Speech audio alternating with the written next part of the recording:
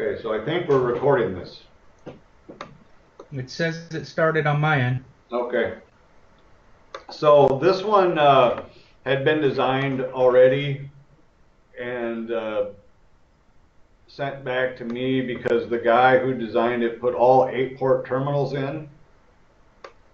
And I think originally with the Windstream, if you were 70% residential, you could use 8-port terminals.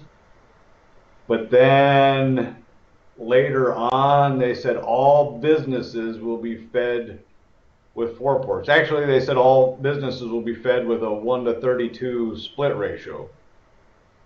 So 1:32 means you have to use 4 ports because we use an 8-port splitter in the FOSC. And if you use a 4-port terminal, that gets you to a 32 split ratio. 8-port terminals get you to a 64. So kind of the only way to do this is to use all 4 ports, because you see we have businesses on the east side or northeast side of the road and all these MDUs along this side of the road. The MDUs happen to be outside the boundary, but Windstream wants us to be able to cross the boundary. You know, if we're going to run a route this way anyway, we're going to pick up both sides of the street. So is that still the case that businesses have to be served off of a 4-port? Right, yep. We had pushed some designs through that were so dense that it just kind of looked like it made sense to use 8 ports just to get the number of terminals down and the number of splitters down and the number of pedestals down and all of that, especially in a buried situation. It gets difficult. And then they fired back at us and said all businesses will be a 1:32 split ratio. So it kind of basically means that I can't imagine a situation now where we use an 8-port terminal. It's, you know, you could physically do it, I guess. In this situation, have a splitter that was feeding all the businesses on one side of the road and then another splitter feeding but it would just be so expensive and there'd be so much hardware out there that it probably, go ahead. I did an area yesterday. Almost every pole has 8 drops from it. Some have 6 or 7. And I have one commercial in an area that's probably 150 to 160 residences. Yeah. So I got to change all that to 4 ports? You know, you might want to consult with Don on it, but you know, I've seen that where you're in like a heavily residential area and then there's one business out on the end. You know, what do? You know, so it's I would consult with Don on that design. He may just say use all 4 ports, or he may come up with another option. Yeah, because I'm looking it over, and there's only one commercial. Yeah, and you know, a lot of times rules are bendable. You know, so maybe that is a situation where you'd bend that rule, or maybe somebody at Windstream has to sign off on it. But I think what we want to avoid is to send the design out and then have it sent back to be redesigned. We might as well get the answer up front. Right. So this one, I've already kind of laid out my terminals. I just kind of loosely drop them next to them. So, you know, I've got 4 here, so I'm going to need 1 terminal. These guys are outside the boundary, which I suppose I could pick them up, but you know, where do you stop? You know, if I'm going to pick this one up, why don't we just keep going? So Yeah, I'm gonna leave this one out for now. So anyway, that's kind of my first step is I just drop terminals generally in the area where they're going to be needed just so I can kind of get an accounting of them and I can see how I want to divide up my splitters and my tails and whatnot. Right. And this little area right here is the only part where I have existing splice cases. So I know I'm going to have to put my splitter here. And then just counting the number of terminals coming up towards that splitter, there's 3, 4, 5, 8, 9, 10, 11, 12, 14. So I'm going to have to use a FOSC with 2 splitters in it here to get everything to the south. Right. And then the next rule is they only want, so a leg or a MST tail can handle up to 8 terminals, but they want you to try to keep it to 6 or less on a leg. So in the way these lay out with multiple terminals at the poles is I kind of think I'm gonna put these 7, this group of 4 and this group of 3 on one leg, and that's gonna bend that rule, but it just makes sense because you're kind of handcuffed. You only can have so many tails going into a splice case, and you can only have so many terminals on a tail, and there's only one location here where I can put a FOSC. So kind of my idea was these 7 would be on one tail, these 2 right at the FOSC would be on a short tail all by themselves, and then these 5 would be on a third tail. And then going north, I think I have 8 left, so there's 4, 5, 6, 7, 8. So I'm probably gonna run just a short piece of 48 out of here and put another splice case on this pole. And then probably do 2 tails. You know, do these 4 on a short tail and then reach out to these 4 on another tail. So that's kind of how I've designed it in my head prior to actually starting to draw. Mm-hmm. This one's pretty small, so you can kind of do that. When you get a bigger one, I usually just draw polygons around my splice groups or splitter groups, whatever you want to call them. But this one's kind of small that I don't need to do that. But generally that's, on a design, that's what I would do is I would get groups of 8 and draw polygons around them so I could kind of see it, you know, whittle it down, and then I just go into each polygon and design them one at a time. So anyway, so we don't have a recording that's 2 hours long, we might as well start. Now I wish the first one would have been that size. Yeah. I've had them up to 400 drops, and you know, you work on them all week. And then I've had some. I got handed one that's 750. Really? As my first one. Yeah, trial by fire. So they've been playing with new blocks, so I don't know if you've gotten any of these new blocks from the CAD department or from John. They're trying to get this standardized because we have to do this stick diagram. Right. And they're trying to do it so they can use layer states so that it's just all done for you.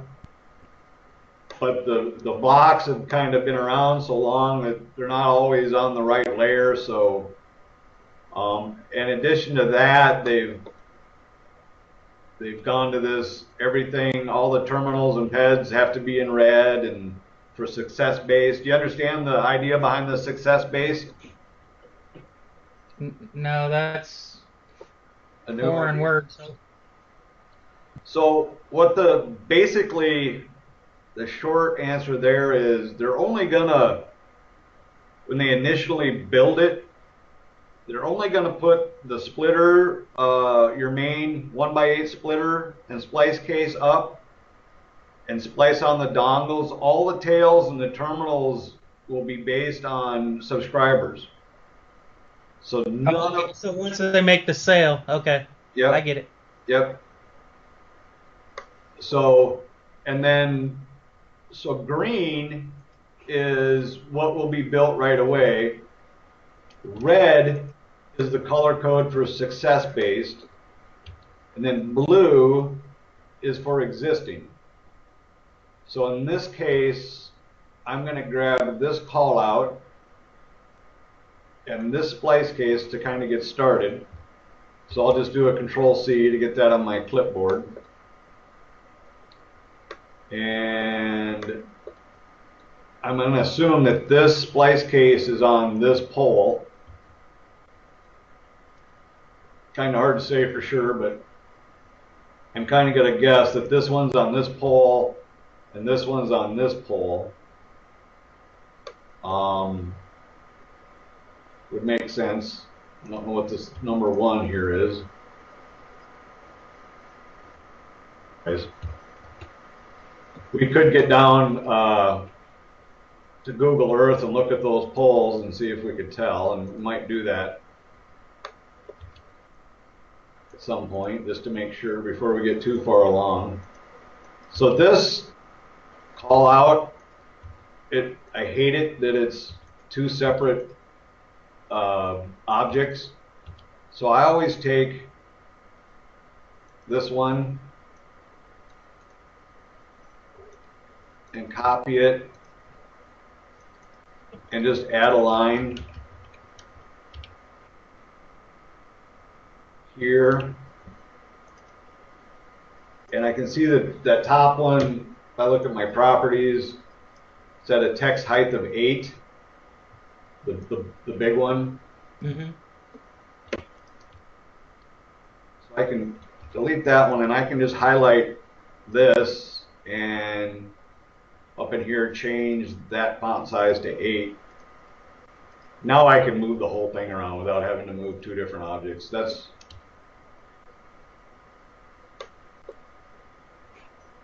just a preference on my part, I guess. I thought I'd show it to you in case you can find it handy.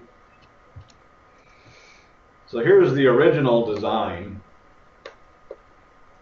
And I just wanted to look at this to see what he used 56, which is kind of an odd number. This is in Lexington, Kentucky, by the way.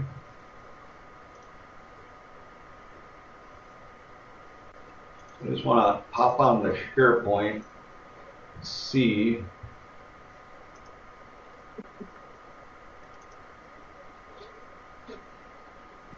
So they kind of in each area should have a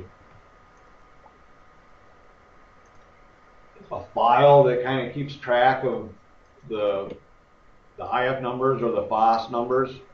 Mm-hmm.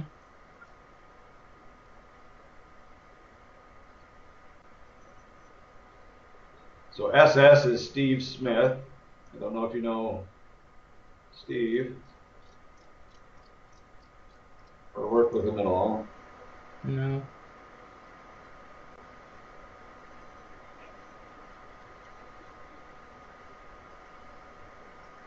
So it looks like, and I gotta believe there's more than just 2 jobs in here.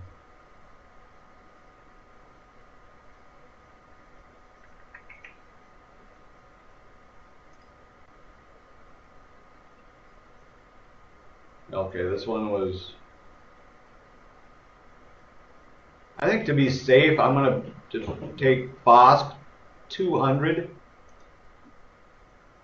because it's not being used. I don't know where he came up with 56 for that original number.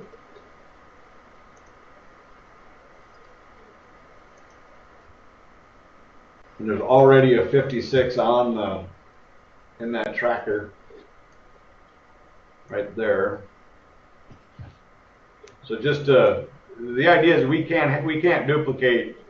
Some people call it the FOS number. It's actually the identification for the splitter, the IF number, if you will. Okay. And they can't be duplicated. So to be safe, I'm just going to go with 200.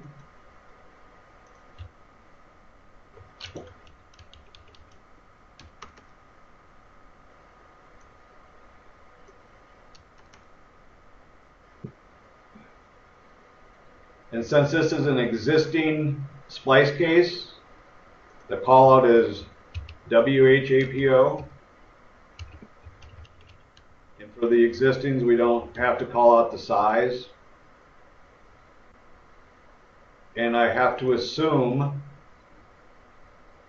that the slack loop, you know, and they do show a slack loop here. That's what that symbol is.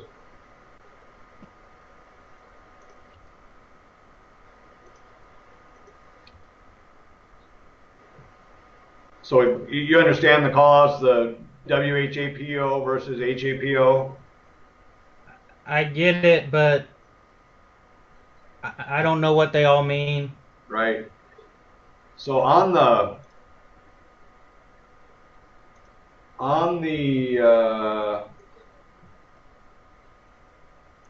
if you go to on SharePoint, if you go to WinStream, there's a design only folder somewhere right there, and there's a blank bomb, and that's the and that bomb is constantly changing. As WinStream changes, the bomb changes. So this one was just from the 9th. It's only a few days old. But I usually have this open while I'm designing. One, because it has all my terminal tail lengths in it, so I reference this to pick my tail lengths. So I'm just going to save this locally real quick.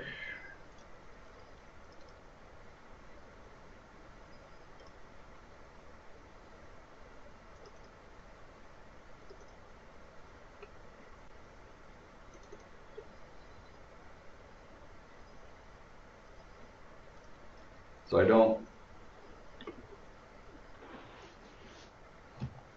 I don't mess with the file on SharePoint. So that should be a local copy now. There's a tab down here with description that will give you tell you what the callouts mean. I don't know that they're all here, but these are kind of the common ones. So a PM92 is when you're placing a new slack loop. A WPM92 is accessing an existing slack loop. Okay. And the HAPO is placing a new aerial splice case, where a WHAPO is accessing an existing aerial splice case. So if you're ever confused, you can reference this tab and hopefully be less confused. Right. Well, I get what that stuff is. It's just knowing when to use it and when not to use it is the key. Right. Yep. And I think everybody struggles with that at times. So the more you do, and I guess the more feedback you get via QC and whatever, it just kind of eventually starts making sense. But if you haven't ever worked in the field and haven't ever put this stuff up, sometimes you just don't know what physically has to happen. And I think once you kind of physically know what has to happen to install it, you kind of get a better idea or understanding of the codes. Right. But anyway, I'm not going to worry about filling this out completely right now. Because as we design it, once I get the legs drawn out and whatnot, I'll be better suited to fill this information in. So then, I'll draw my legs in, and I might as well draw the longest one first. I'll do an offset.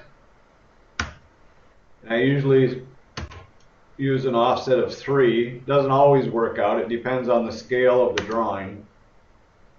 And again, I don't know how much CAD experience you have, so if I may be explaining things in too much detail, but I've only been doing it for 24 years. okay. Well, maybe you can teach me something. I'm pretty raw.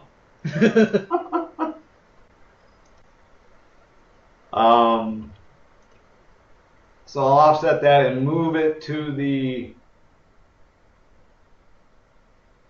CHR new aerial MST. And then make sure that the color is by layer.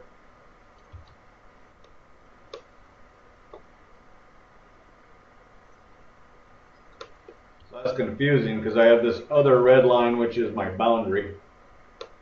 I'm just going to change that color so I don't think it's a tail cable. And look at that, that line offset all the way down for me. I like it when that happens.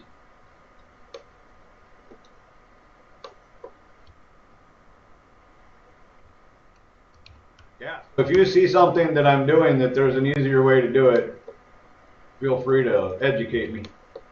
All right.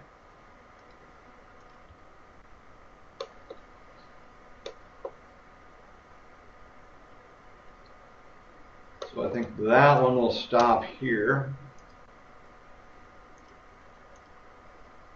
So how long have you been with CHR? Going on 3 years. It's about a year older than you then.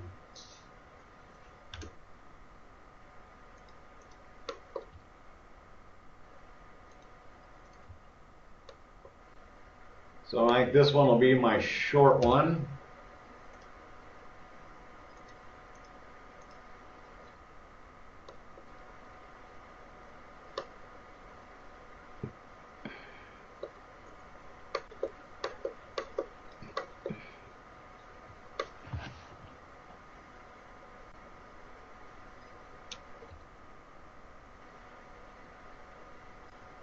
You'll see my drops are yellow, and I just do that so that they stand out and I can see them, so I have some contrast with all, there's so many white lines on here that Right. yep. And that's one thing that a lot of the guys forget to put those back to by layer. But yellow doesn't show up really well on the print, so we have to make sure that we change those back to the right color. Okay, so they like us to do to put our number 1 terminal on the leg with the that's most heavily populated. I hate to say the longest leg because it may not be physically the longest, but it has the most terminals on it. So this is going to be terminal 1 through 4 here, and then 5, 6, and 7, and then 8, 9, 10, 11, 12. Actually, we can only go to 8, so the rest of it's going to be on a different splitter. But and then these drops here, we can bring these all to this pole. You can take drops, multiple pole spans, because obviously we're not going to put a terminal up here or 2 terminals up there. So I didn't know if you were aware of that. I think Yes. kind of the tribal knowledge rule is 2 pole spans. So, Okay. So now we can start with our terminal labels.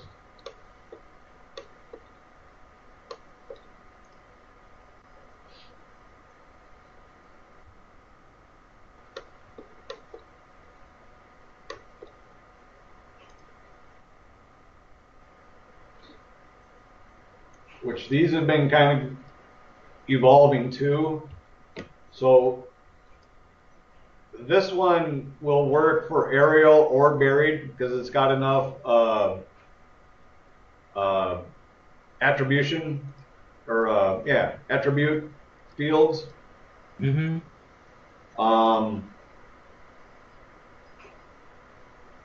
And I'm sure you know how to edit the block and things like that. If you end up with, because there's some terminal call outs out there that don't have enough. And I think I've cleaned them all out of this. But the big deal here is that has to be on the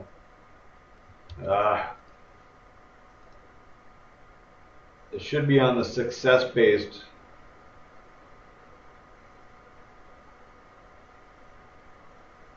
We might have to change that later.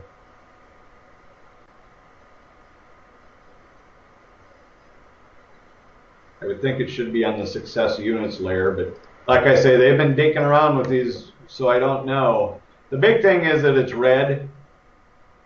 Okay. As far as being on the right layer, that's going to be important when we start using layer states to do the stick diagram, but I'm going to have to ask John about what layer that should be on. Anyway, I'm just going to set this. Looks like I didn't get a good copy of it.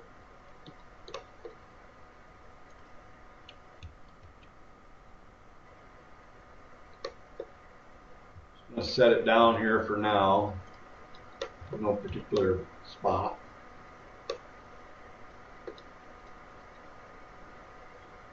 Actually, that's going to be over here.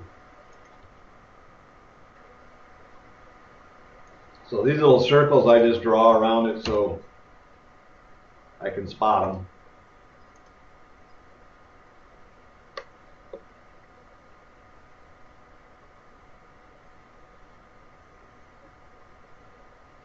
So I'm half tempted to reorganize my tails here.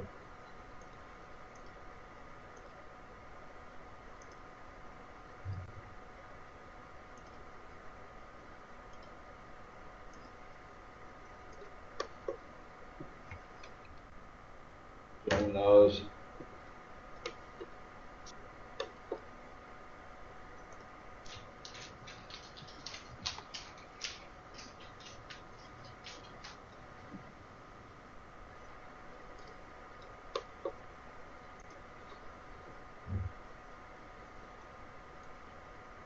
So that's at a rotation of 24. I'm going to set all these to 24.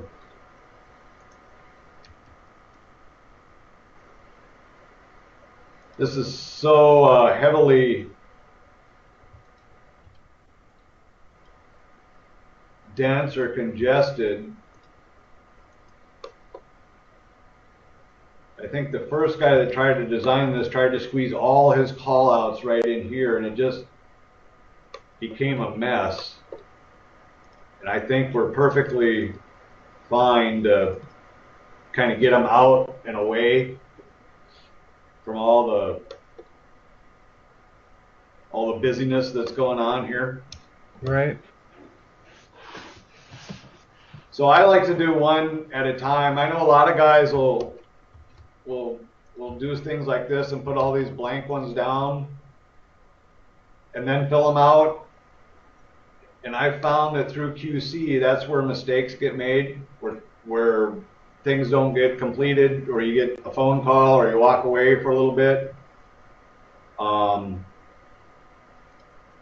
And I've learned that maybe it's just me. Maybe I'm the guy making the mistakes, but I find if I just fill them one out at a time and then copy and paste them forward as I go, that I have less of those errors. Right. So our footage from this pole to this pole looks like it's 138 plus 118. Should be 240, 256. Right? I'm not good at doing math in my head, but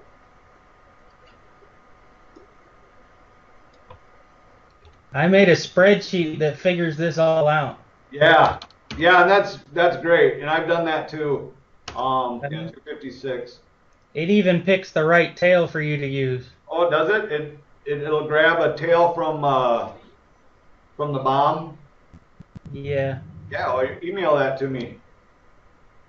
What I often do is copy these. If I got a whole string of them, I'll copy them into a new uh, drawing and burst them. Now with two, I wouldn't waste my time with two of them. But I have a little list called add foot that'll Right. that'll didn't burst those. Yeah, it did. Yeah, that'll total them up for me.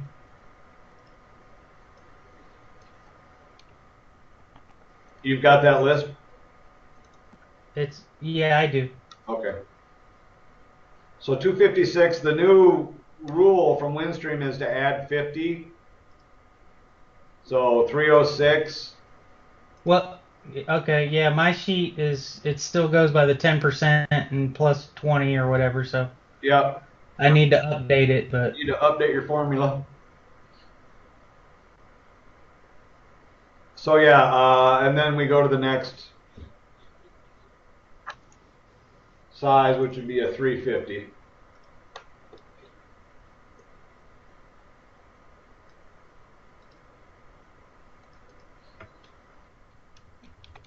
so that we're not doing the 10% anymore? No, I think it was a add 50, and then if you're within, and I'd have to look at the email again. I think that came out on Monday.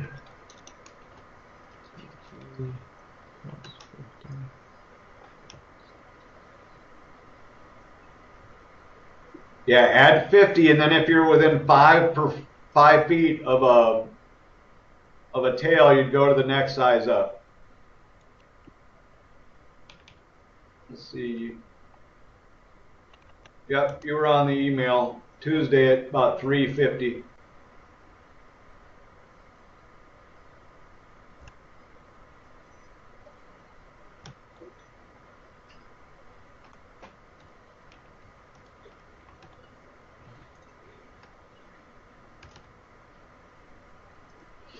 So then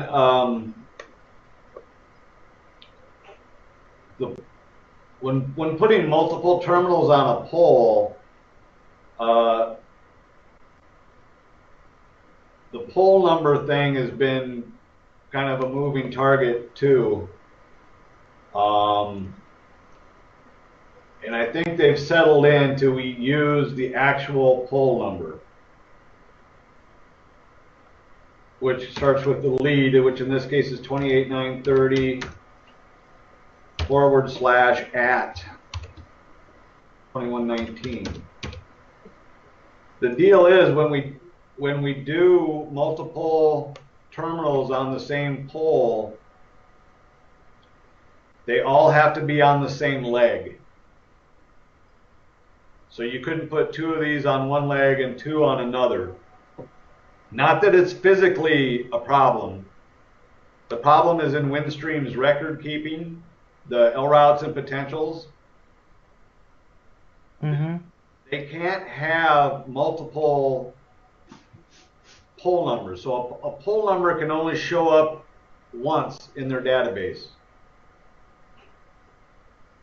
So what they have to do is treat all four of these terminals. They kind of have to cheat their database and make it look like one terminal with 16 ports on it,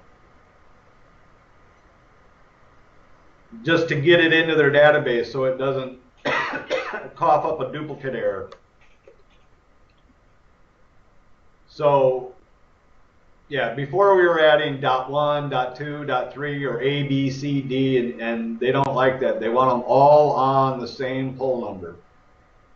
And then they all have to be on the same leg, which in this case, it works out fine.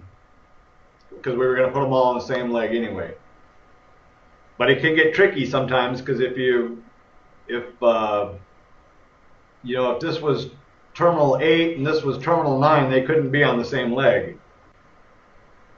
So you'd have to run a leg out just for them.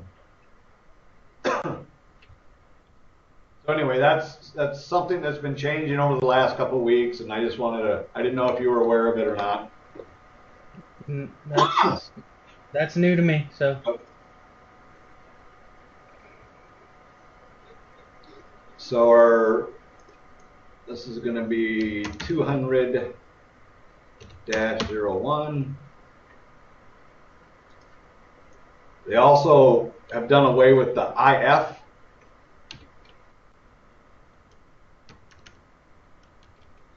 Ports 1 through 4. We don't need a ground, but we do need, and we've also added the SB Fiat.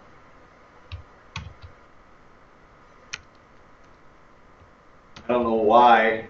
Because the SB Fiat is like a labor code for installing the terminal. Mm-hmm. And it just kind of goes without saying that for every aerial terminal, you're going to have an SB Fiat, but they want to see it. So they must have a good reason.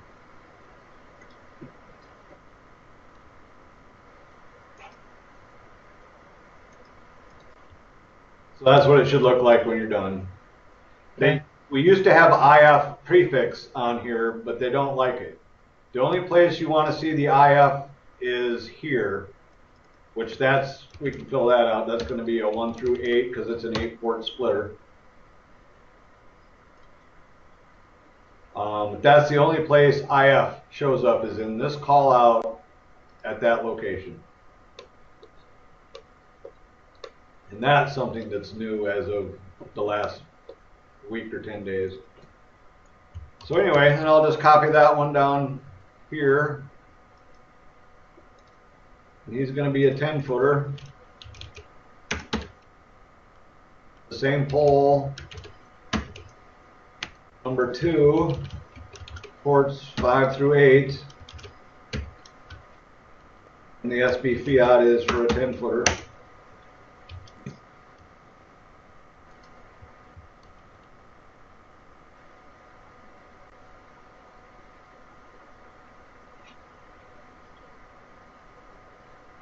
You know what, I think I'm just going to move all of these.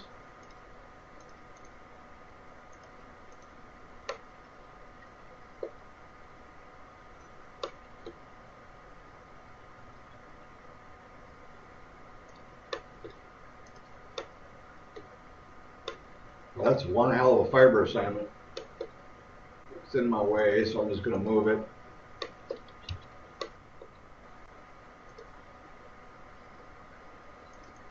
That's also a 10-footer on the same pole, number 3. 9 through 12.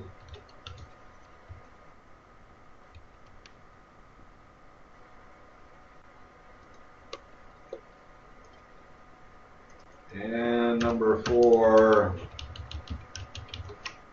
13 through 16.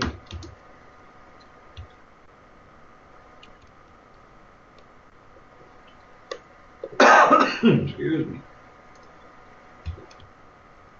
And we're going to put all these on a same rotation just to make it look pretty.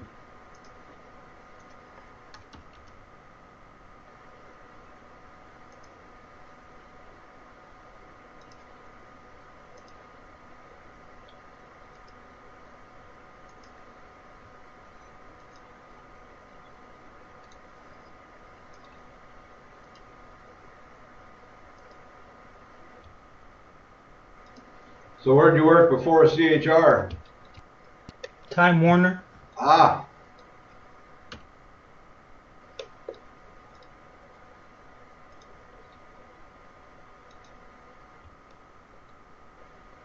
So whereabouts in Florida were you from? Lake Placid, Anywhere? which is about an hour and a half south of Orlando. Okay. I was stationed at MacDill in Tampa for a while. I went to college and spent 8 years in Tampa. Oh yeah? It was fun for a while, but South Dakota boy as I am, I don't think I could live there. Could never get over this kind of the swampy smell. But I guess if you're born and raised there, it's just part of life. But Right. I could never get into 20 inches of snow, but that's just me. Yes. It's fun for about 5 minutes, let me tell you.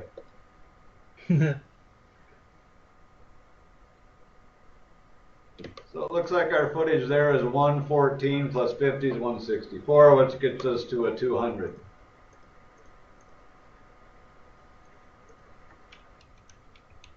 Last night it was freezing rain, and we were without power for 4 or 5 hours.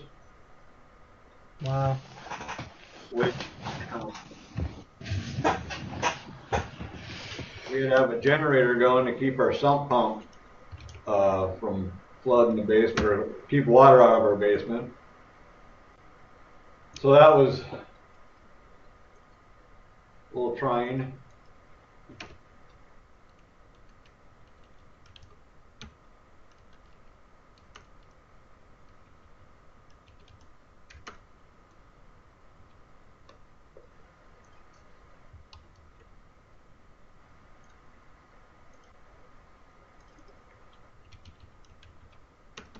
That's a 10-footer, same pole. 21 through 24.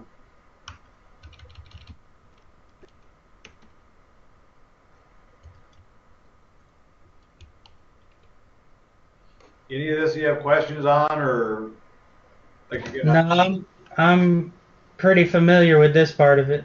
Okay, I thought you might be.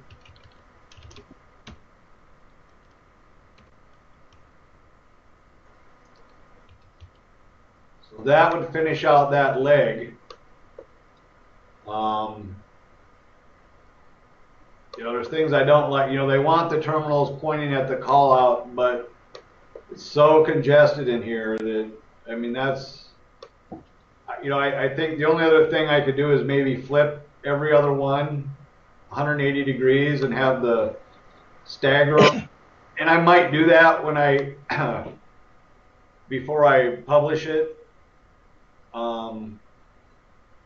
Probably 6 of one, half a dozen of the other, but I think, anybody should be able to understand that these 3 are here and these 4 are here, but I may clean that up later. But anyways, so then the next step that I do in my workflow is to put the fiber assignments on. So my mantra to new guys is 1 FOSS group at a time, 1 leg at a time, 1 terminal at a time, and I'm not saying that my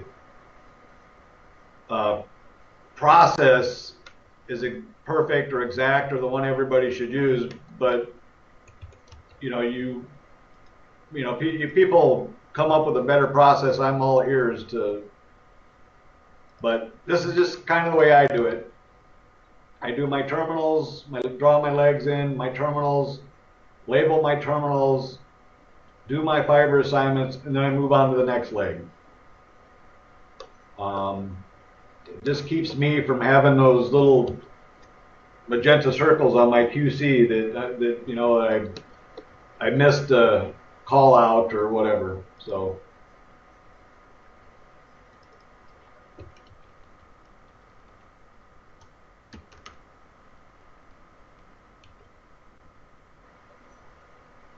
So we've got 7, so that's going to be 01 through 07. And XD is 8 through 12. You have a good understanding of how these work, these fiber assignments? Okay. I've been kind of lobbying to, when we have multiple terminals on a pole, that we just do the assignment into the pole and the assignment out of the pole rather than trying to fit. But we haven't got a green light on that yet, so.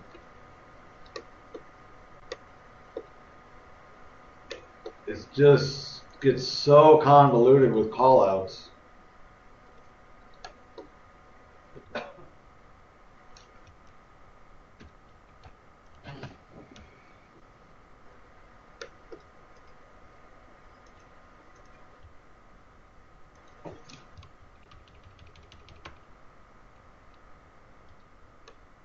These fiber assignments do confuse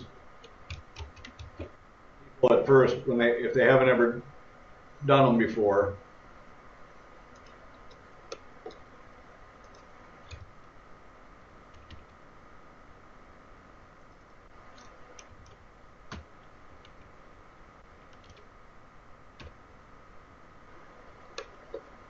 And even though you know how to do it, I'm going to kind of explain it anyway, just for the sake of the recording.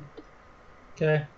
That this top line is describing what splitter outputs are being carried in the cable, and the bottom line is the dark fiber in the cable, the fiber that's not being used.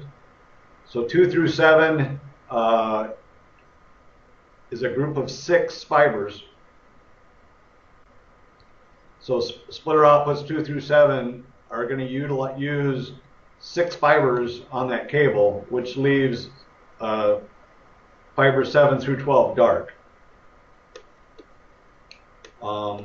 These terminals have kind of a unique feature that even though we're peeling off fiber number 1 for this terminal, inside the terminal everything kind of shifts so that fiber number 1 is still lit up here, but now it's carrying what used to be on fiber number 2. And that's kind of a head scratcher, but that's why the XD, everything always starts over at fiber 1. So 3 through 7 is eating up fibers 1 through 5. Or here, 2 through 7s, we're eating up 1 through 6. But fiber 1 always gets reassigned after every terminal. So, does that make sense to you, Matt? Yeah. Okay. Understood. Yep.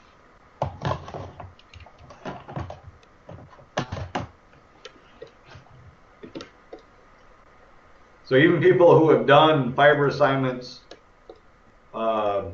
before will kind of get confused by that because they don't understand that that's what's going on inside that terminal. Well, the top number is a splitter number. The bottom number is a fiber number. Exactly. Yep.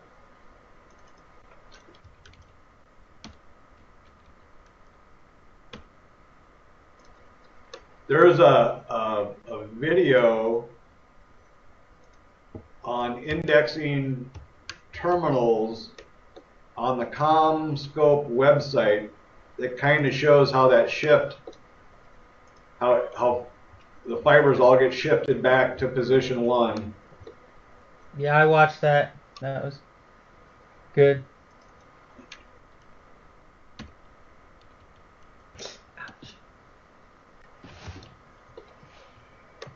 I don't like these stepping on all of this, but I'll probably clean that up later.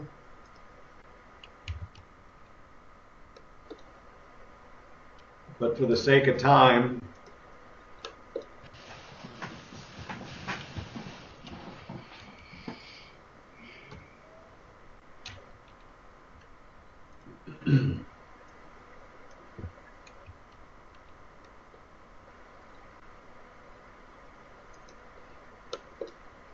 I also don't think I'm going to torture you with having you watch the whole design. That I'm just going to do this one FOSS group. Otherwise, we'll have a really long video, and you know, unless you want to continue on. No, like I get all this. It's beyond this is where Okay. I haven't ventured into. So like the bomb and things of that nature. Filling out the info at the FOSC. Okay. Okay, we'll get to that. So I just wanted to make a comment here. When you get to the last terminal on a tail, it's always XD 2 through 12. Right.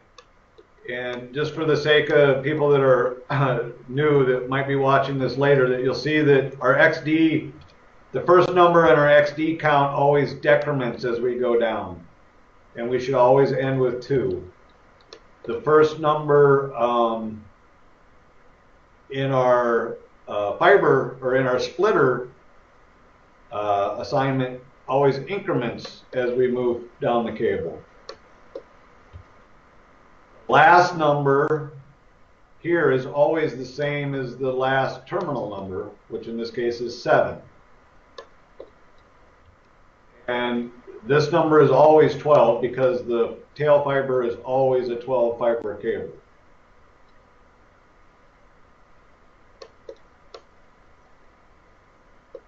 So I just wanted to throw that in there. And then save often.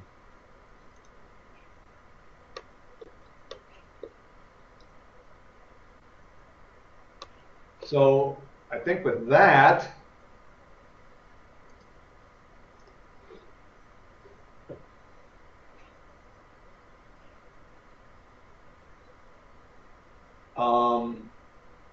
might be a good time to take a break. So I'm going to figure out how to, okay, I can pause the recording. I'm going to pause the recording and then I'll hit you up in 10 minutes. Okay. Yep, I got to get some water or something. My mouth is getting dry from talking. All right. So see you in 10. Okay. We'll leave the connection open, but. Sounds good. All right. Okay, so we're back. So we got to start our next tail, which will be this longer one because it has 5 on it.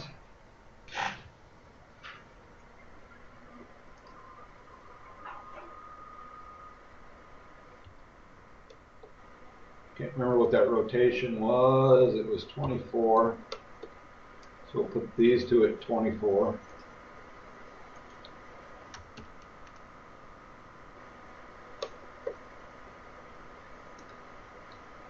Doesn't work out that you can always put these all at the same rotation, but it looks neat when you can. Everything kind of squared off, but a lot of times you have to get these pointing in all different directions just to fit your callouts in. So this tail is going to go all the way back to the splitter or the Fosk. So I'm going to use this technique just to show the guys that might be watching this later, rather than just adding them up in my head or throwing them on a spreadsheet. Which I would like to get that spreadsheet from you when you get it updated. I emailed it to you. Okay. Hasn't got here yet, but did you fix the formula? For the plus 50 instead of the 10%? I sent you the wrong, yeah, I'll resend it. Okay. I just got the email from you about this. Oh yeah, and that could be our weather. You know, I don't know what's going on with the email server and things of that nature. So, but anyway, for the benefit of those that are watching this later, when you have a bunch of these ovals, and 3 you could do easily with a calculator or perhaps even in your head, but kind of the technique I use, especially when there's a lot of them, is I just copy them and paste them into a new drawing. So I did a Control C and now I'm doing a Control V. And if you paste them and they don't show up, it's probably because you're zoomed way out. So the command to get them on the screen would be to zoom and then E for extents, and should bring them all in. And you'll see that they're all block references.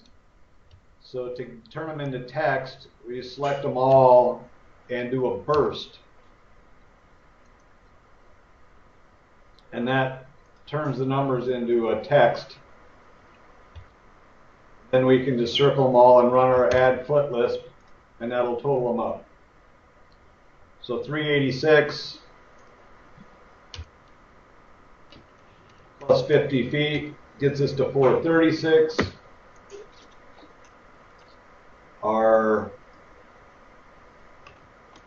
Which would get us to a 500-foot tail.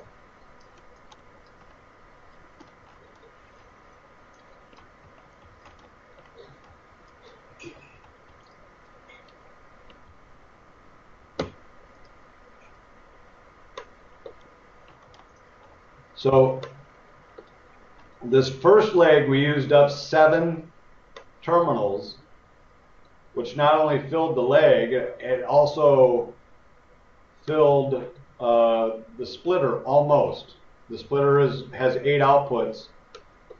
These 2 terminals are on the same pole, so we have to have them on the same leg and the same splitter. So we're going to start a new splitter here. So rather than being 200-8, we're going to be, let's back up a step here. I was at a 600-foot tail, I believe. Fill that out before I forget.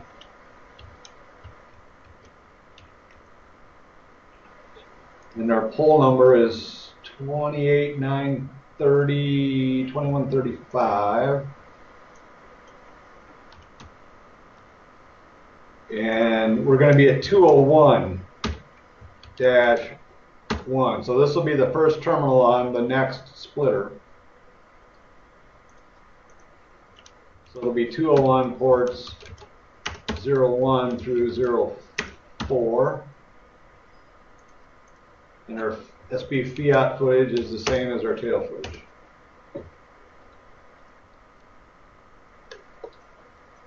So if I had only had one terminal here, we could have filled that splitter and it could have been the 8th. But just because of the situation that they're on the same pole and we're at the end of a splitter, we just had to jump to a new one.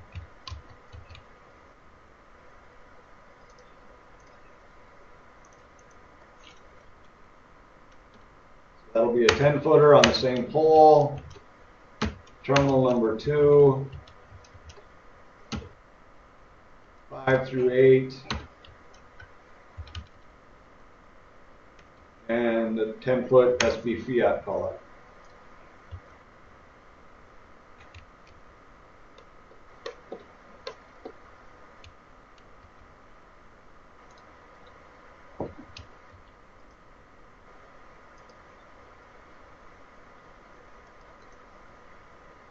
Then we will rotate this guy.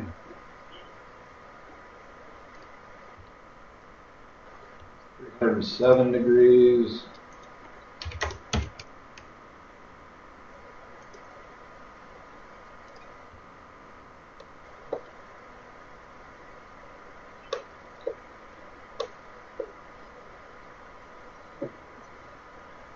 So sometimes it's going to be a little tricky figuring out what footages you need.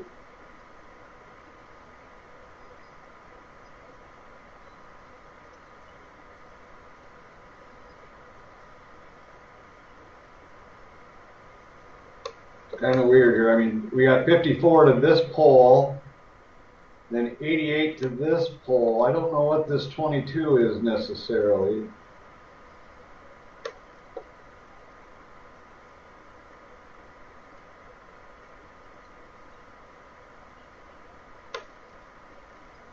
That 88 might be underground. Yeah. Well, it looks like I'm guessing that it's 88 from here to here, and then this goes underground. But I'm almost thinking it's...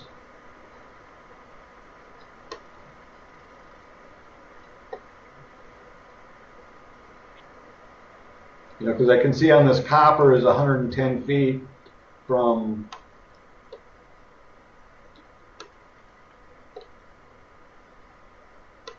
I'm going to guess that this 428 on this copper line is to this little dot here is a splice.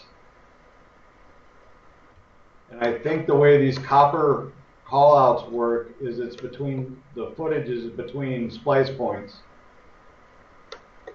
So I notice there's 110 here between this splice point and probably this pole. I don't know.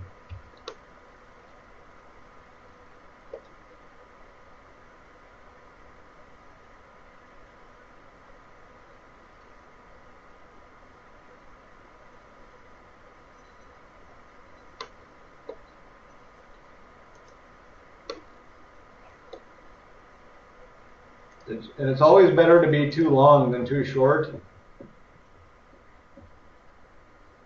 Right.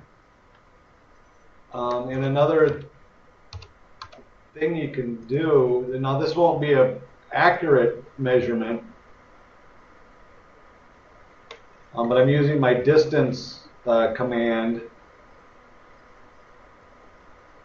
and that says 112 feet, but these aren't necessarily, the drawing is to scale, but that doesn't mean that these are exactly where they're supposed to be as far as geographically located.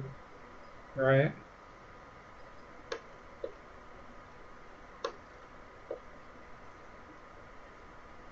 And sometimes I'll even use Google Earth to see if I can look at the poles and measurement and see figure out what's going on. But I'm gonna I kind of think that 88 is between these two, but I think this pole is to make that corner, and the span we're on is between these two.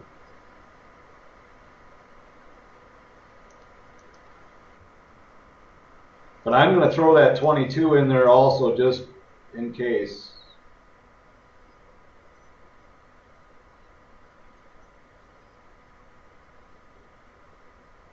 And I may later on do a little more research with Google Earth to see if I can understand this a little better. But for now, I'm just going to use my little technique again because I'm lazy and I don't want to do math in my head this morning.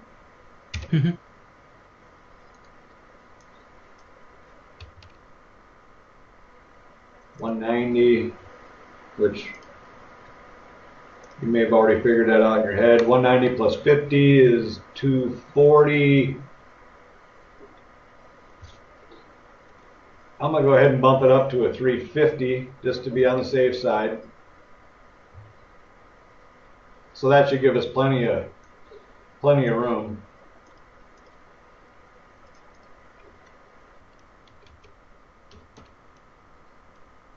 But again, I'll probably, before I publish this, look at those footages again just to make sure.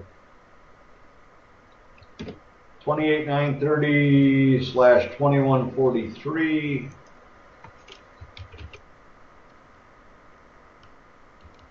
That's going to be terminal number 3 on the splitter. 1 through 12. That ain't right.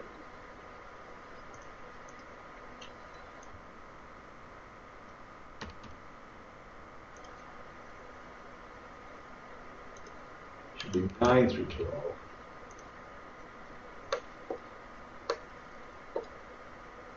Yeah, 5 through 8. 9 through 12.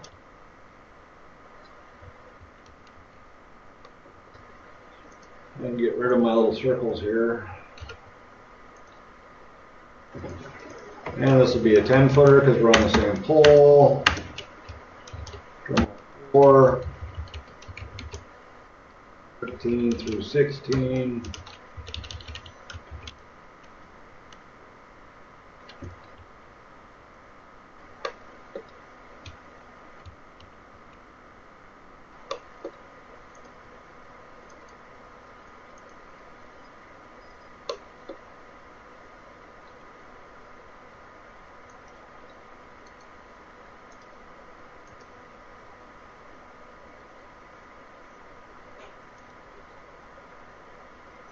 That's just our boundary, so I'm just going to nudge him out of the way so I'm not stepping on him.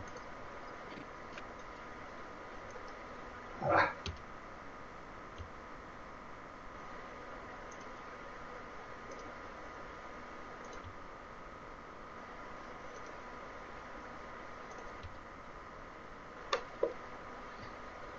And that's 138 feet, so 158. That gets us to 200.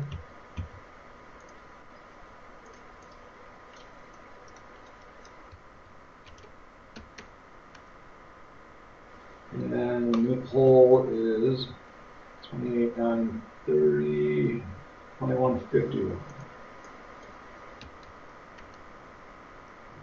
5. And again, for the whoever might be watching this later, the last number here should always be this number times 4, assuming you're using 4-port terminals. So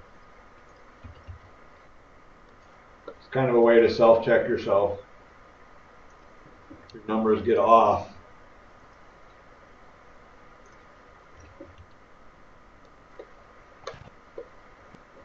So we'll go ahead and add our assignments. We've got 1 through 5.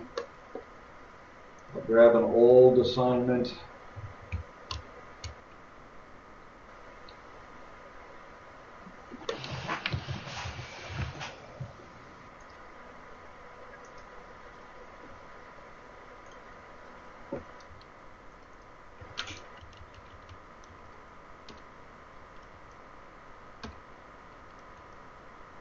Which we use 6 through 12 dark.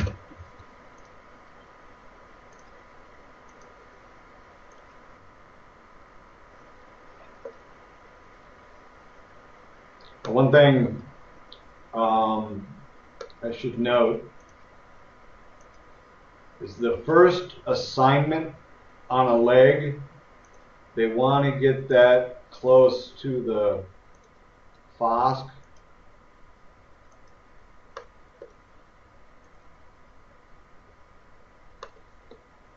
So, and the thinking there is that when they look at the FOSC, they want to be able to look at this assignment to see what leg is what and what's going on.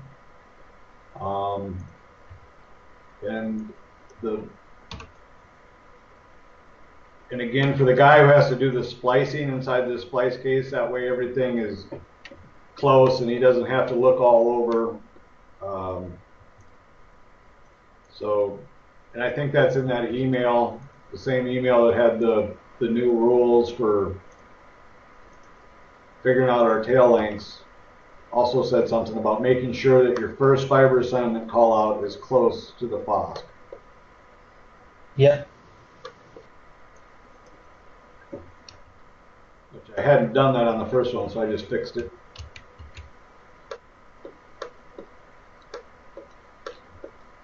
And something else, let me set this one down and fill it out, is when we cross a page break,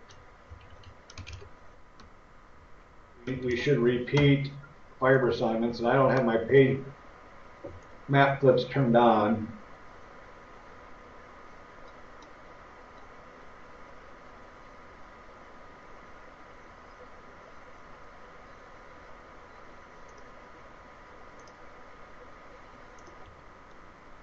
So you see here we crossed, well, it goes right through our FOSC. So I'm going to move this one so he's on the same page. I might even move him over here.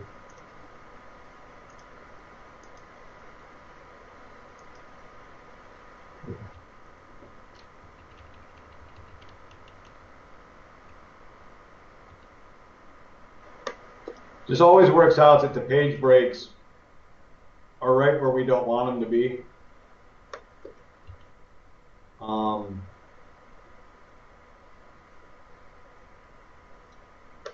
This one's only 2 pages, so I may, before I publish it, shift these around. But if you shift them in here, you have to go into your layouts and reorientate your layouts. So if you had one that's 30 pages long, it could create a lot of work. But since this one's only 2 page and our page break's going to go right through our FOSS, and there's plenty of room. Matter of fact, I'm just going to do it right now.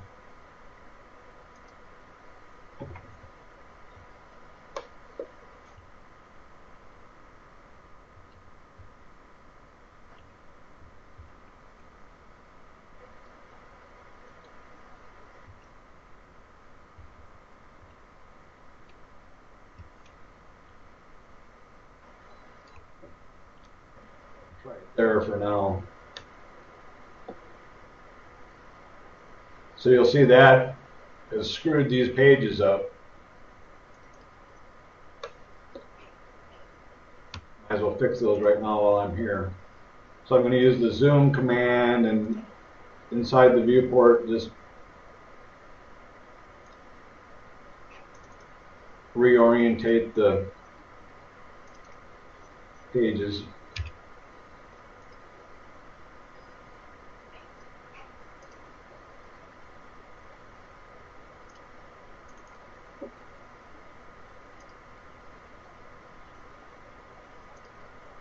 Okay.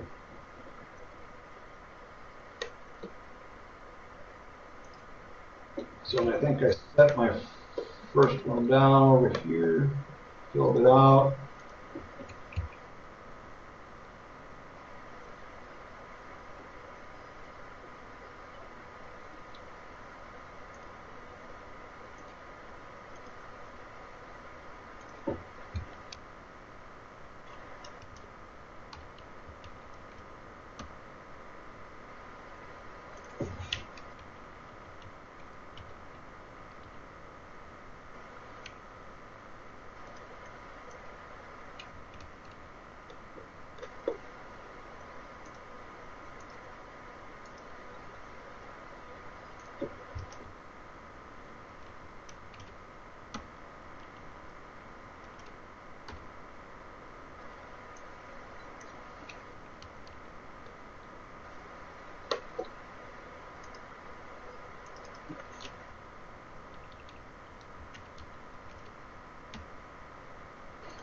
This is something that'll get you a magenta circle from the QC team, is not having your terminals snapped onto the center of your tail. So that finishes out that leg. And again, I can add, while I'm thinking of it, I'll add this second splitter here. You can only have 2 splitters per splice case. So this splice case is now full as far as splitters go. So we're going to have to do up north here, we're going to have to add another splice case and run a little chunk of 48 fiber cable between here.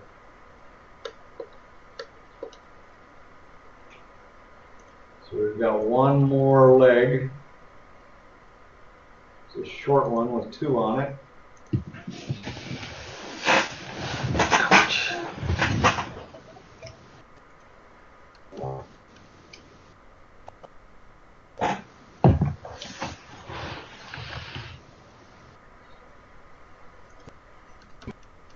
Still there? Still with me, Matt? I'm with you. I'm watching. All right. We're getting close to the end. So again, I'll go back and grab my last terminal call out and copy that.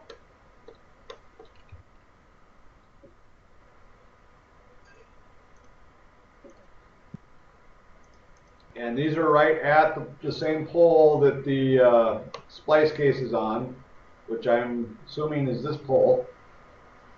28,930, 2113. .03. Now we can put the dot in as long as that's the wind stream number. But the problem they have is they can only, to the right of that forward slash, they can only have 6 characters. We've got 8. So even taking the dot out doesn't save us. 1, 2, 3, 4, 5, 6.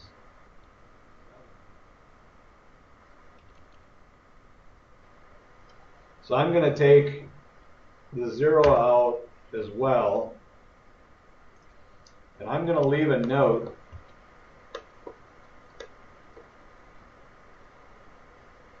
Whenever I start a drawing, I create a CHR design notes layer. And I do that in my layer manager or my layer properties.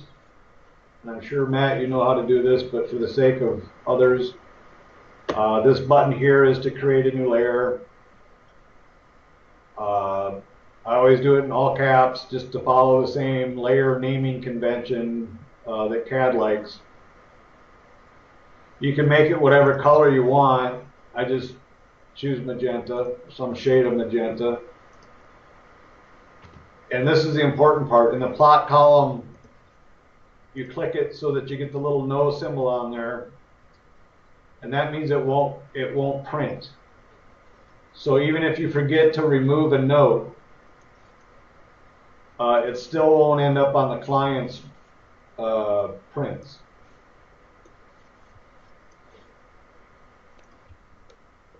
So yeah, just remember no prints. So I'm in that layer as my current layer, and I'm just gonna leave a little text note here.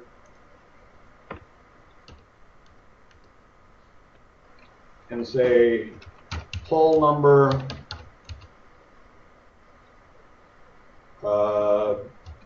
edited to conform to 6 care limit.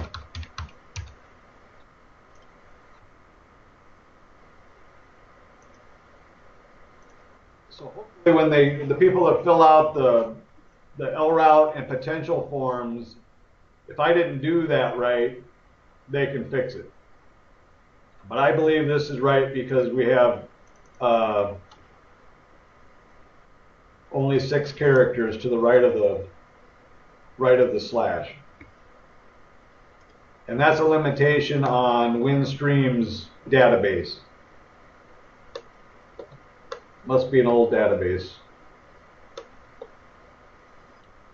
Anyway, moving on.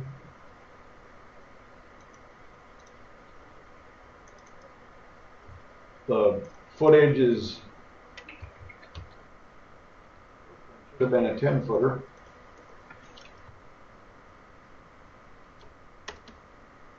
I changed it in Fiat, but not in the terminal.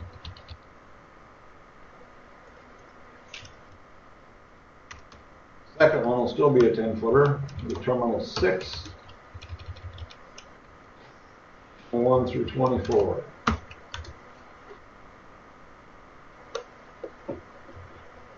Okay. And then our assignments.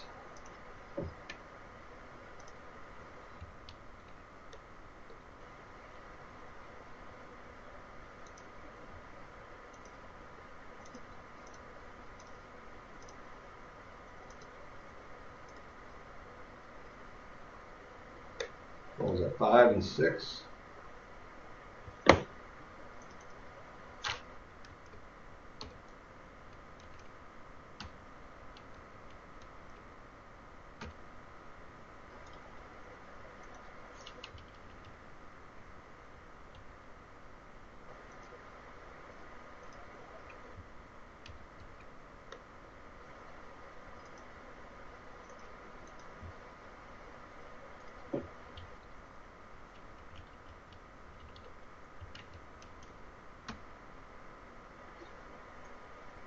Save often.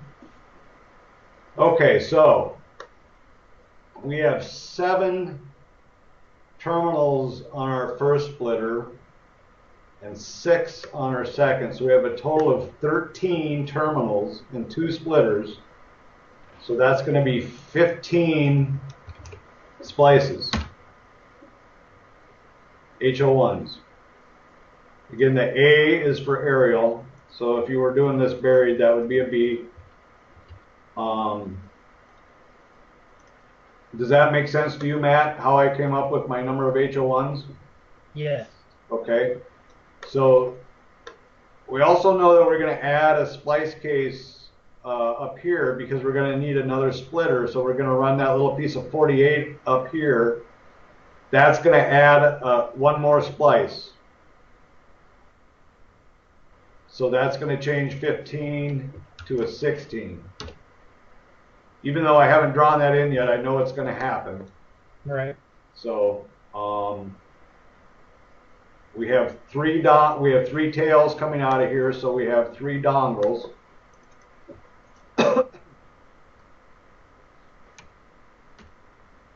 You know what the dongles are, Matt? Not really. So every terminal comes with a connectorized end on the end of the tail. Okay. At the splice case, the first terminal needs to be spliced in. It can't be plugged in. So the dongle has, let's say the terminal has a male connector on it. The dongle has the female connector on one end, and then on the other end has no connector. It's just a blunt cable end. Mm-hmm. So they can strip it back and splice it into the and put it in the splice tray. So, okay. you know, some people might call it a pigtail. Right. Yep.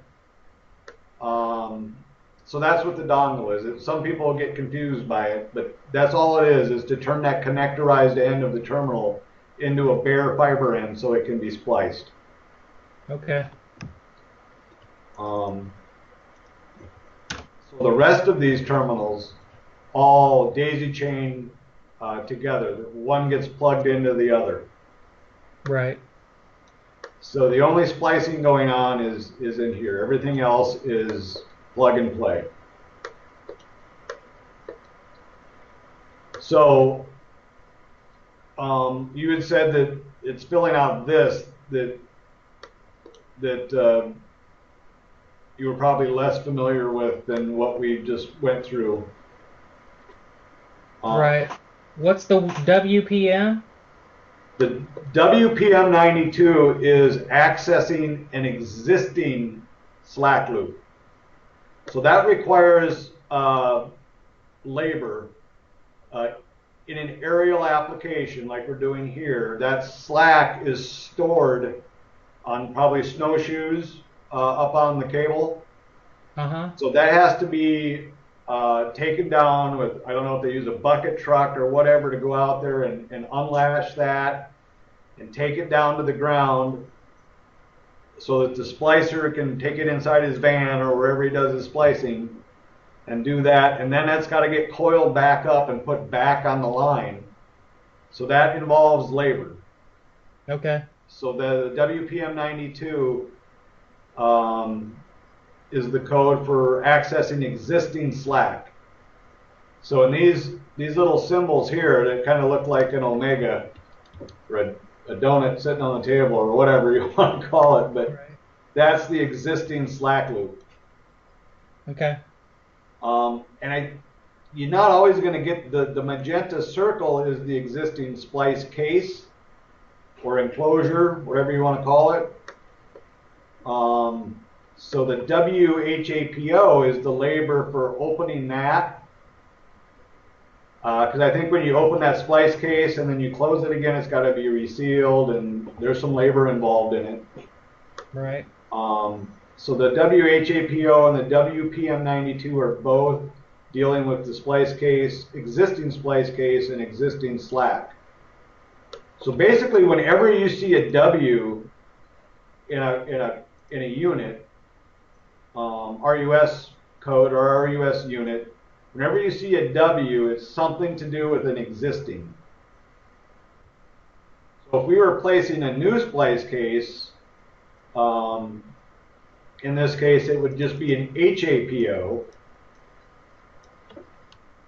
And then we'd have to add the cable size to whatever cable we were placing the case on. So in this case, that actually looks like it's a 12 fiber cable. So if you look at these existing assignments,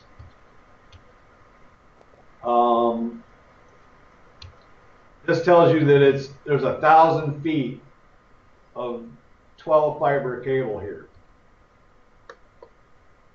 And that's probably between this splice case and wherever the other end of the next splice, wherever that goes. Okay. And this number here probably means that it was installed in 2019. So it's fairly new. And then this is the assignment, fiber assignment on that cable. It's telling you it's a 12 fiber cable. They're using fiber 1 for something, and 2 through 12 are XD. Well, that's good to know. Whenever you're utilizing existing fiber, it's always good to look at this to make sure that there's actually fiber in there that you can use. Right. Yep. It could be full, you know, and if it had no XD count, it could be full. And then if you think you still need to use it, then you're going to have to ask the question. But in this case, yeah, there's plenty of room in this to do stuff. So that's we'll put this back to the way it's supposed to be before I forget. That's the W and non-W callouts. These two callouts are just describing the two splitters that live inside the splice case. They're both 8-port splitters, so we're telling it ports 1 through 8, regardless of how many ports we're using, because we're not using all 16 ports, because each splitter has some spare ports on it, but we still describe it as 1 through 8. That's just the way Windstream wants it.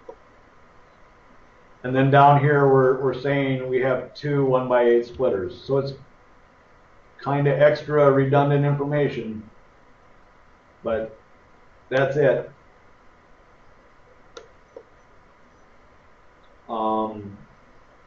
Any other questions, Matt, or anything that I should explain that I haven't? Not yet. Okay. You want to continue on to the next to fill the rest of the design out? No, I think that's just more of the same. And what I was more interested in the note than anything. Okay. So The originally, when this job got sent to me, it was all done with 8-port terminals. And then the thinking was that we could just go in and change that design so that they're all 4 ports. And we've been getting a lot of that back.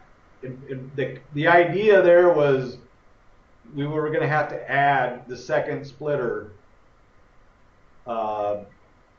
here in the splice case, which we've done. We've bumped because we ended up with more terminals than the original design, actually twice as many. right. So that's why we needed an additional splitter, because you can only serve 8 terminals per splitter. So one question that I do have, and it's not related to what you've got, but we can have 2 splice cases on the same pole, right? I've never done it. Okay. You might be able to. I think it would actually have to be like 10 foot off. So you'd have to have a little bit of 48 in between them. Right. So in my case, where I'm going to have to add another splice case, I'm just going to go to the next pole because they're really close together, which I don't have a footage. I think it's 40 foot between them. I think physically I've seen poles that have multiple splice cases at them. Okay. Well, I was just wondering about the notation. If there's any special notation at each FOSC I would have to put. I guess just the additional splice. Yeah, and you'd have to show a short piece of 48 between them Okay. to get your fiber out of the one, out of the existing, in this case, it'd be out of the existing into the next splitter in your splice case. Now, are there any fiber assignment labels that go on the 48, like that go on the tails? Yes. So if you run the 48, you have to put an assignment on there as to what you're carrying. Now you wouldn't be able to say what fiber is from the CO, but you'd be able to put an XD 2 through 48, and the top line.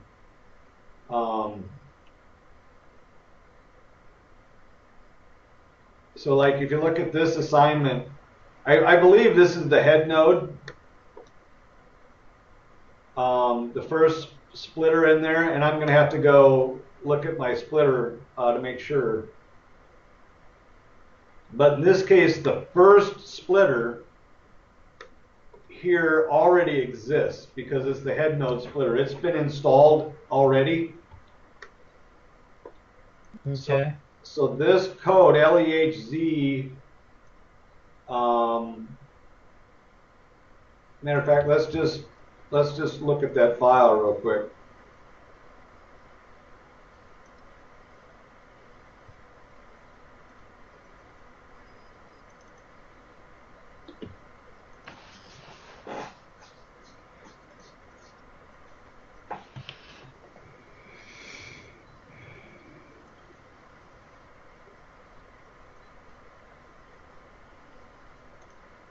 So in every SMB job, you should have a PDF somewhere that has your head node splitter design in it. And this one happens to be called work packet. Sometimes they may say head node, sometimes it may just say splitter. So sometimes it takes a little digging around to find it.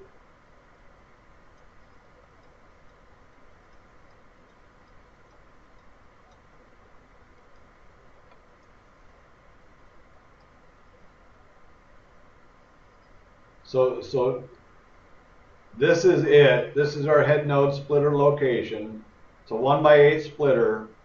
They're feeding it with LEHJZ44. So that's like a central office exchange code 44. So the question you were asking, if that little piece of 48 that you'd have to get in your next splice case, it's going to probably be LEHJZ something, but you don't know. A Windstream is going to have to make that assignment. Right. It might be 45, it might be 43, we don't know. So you'd have to leave a note, which, and I'm going to grab a note off my design I was working on yesterday.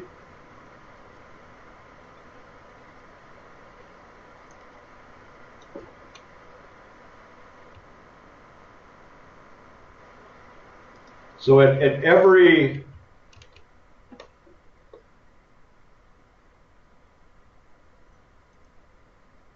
move this address out of my way.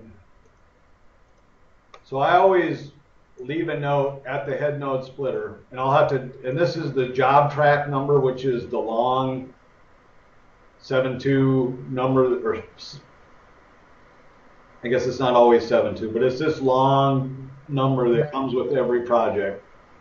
So my head node splitter that we just had open, it's got a job track number right here. So on my note that I'm leaving, I'll change that so that this reads whatever that head node splitter job number was. And I'm also going to add to this, since we have another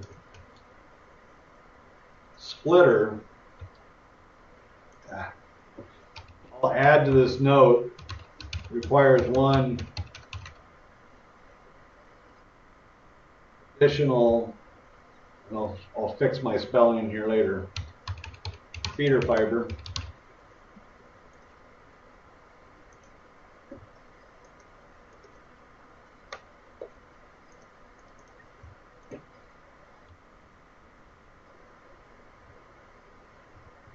Well, if it's going to underline it, it should let me autocorrect it. Anyway, I'll fix my spelling later. You do want to make sure everything's spelled right in your design. But if you were placing a new, like up here where I place my new splice case, I'm going to leave a note there that also says requires one additional feeder fiber. Because Windstream's only assigned one fiber to this job, and it's going to take 3. So they need to make 2 more fiber assignments. And that's kind of why we do the stick diagram. We provide them with that, and they're going to have to tell us at some point what those fiber assignments are. So back to your question about doing the fiber assignment on the 48, yes. And let's just say that since I'm going to have to do that here anyway,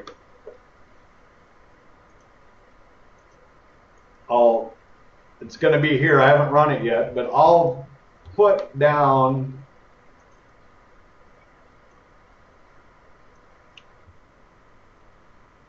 something like this.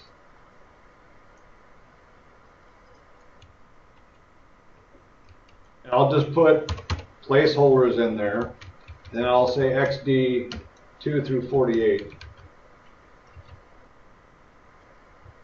Now, of course, that's going to be all green. That's going to screw that all up.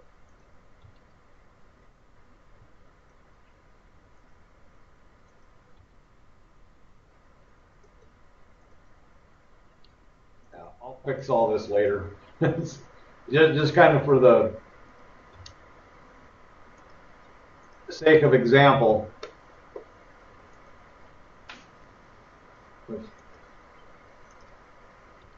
It would look something like that. I don't know what the fiber is, but it's going to be something.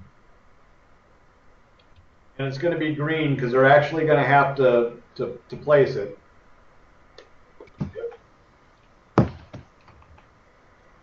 So does that make sense, or does that answer your question? Yes. And then I notice we have PM52s here. So since I'm going to be running some 48 here, I'll need to keep this PM52 call out.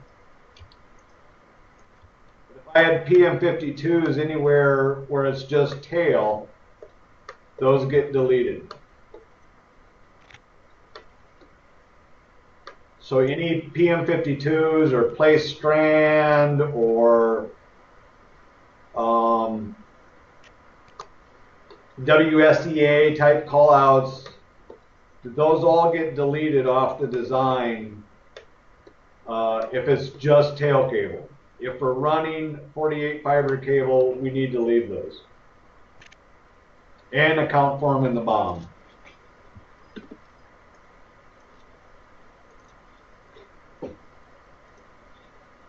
Okay.